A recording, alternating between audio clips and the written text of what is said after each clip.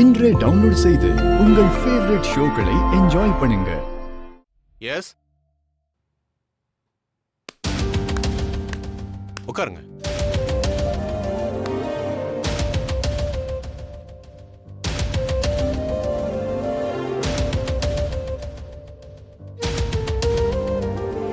தம்பி, நீங்க? சார், என் பேர் கதிர். சாரிப்பா, சின்ன வயசுல ஜீவான்னு ஒரு பையன் இங்கதான் வளர்ந்தான். அப்படியே உங்க முகஜாட அவ மாதிரியே இருந்துச்சு. அதான் கொஞ்சம் யோசிச்சேன். அந்த ஜீவாவே நான் தான் ஃபாதர். ஜீவாவா? ஹே ஜீவா, என்னால நம்பவே முடியலையப்பா. ஃபாதர், நான் தான் அந்த ஜீவா. ஜீவா, டேய், எப்படிடா இருக்க? எப்படி இருக்க? ஆமா, நீ அந்த ரகுராமையாவோட ரகுராமோட தங்கச்சி பையன்.